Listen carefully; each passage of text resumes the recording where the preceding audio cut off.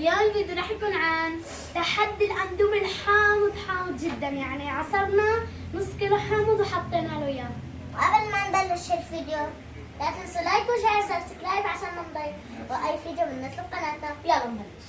اوكي، واللي يعني اللي بيعطش او شيء حيشرب عصير، بشرب مي خسران.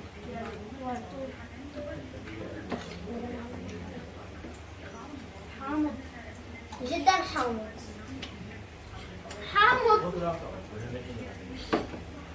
ما طيب، حامض كتير. قلت لك حامض كثير طيب يعني.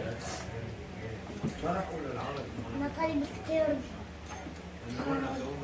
انا بحب خلصة.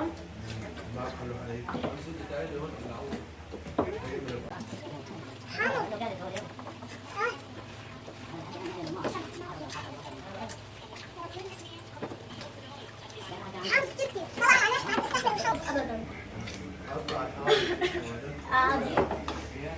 خليني انا بطلع ده. ويت البنات كتير يعني خلصت انا؟ حتى انا خلصت. انا حطينا شوية حب بس الحامض فيه ما معروف. الحب كتير يكون فيه شغل حامض. انا بتقدر تتخيل الحامض. بس انت ما عرفت الا مجال هو. يعني اتوقع عم تشرب بس حامض. كده او لا يناظر. خلصت قبل انا. ثانية بدك تخلص العصير. لا شوف لا رح تدخل السجين.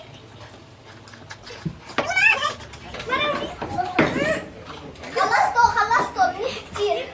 اوه ماي جاد البنات ربحت.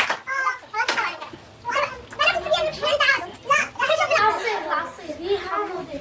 ايه نقطة للشباب. ما طلع خلصت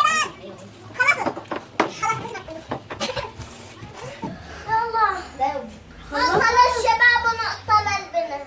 يعني تعادلنا كلياتنا. هيداك الفيديو كمان نقطة للبنات. في هون عصير. يلا، فمرام ما عاد فيها تصور لانه اثر فيها الحامض. ونحن نكون وصلنا لنهاية الفيديو وبنحبكم كل لا تنسوا تسووا لها الفيديو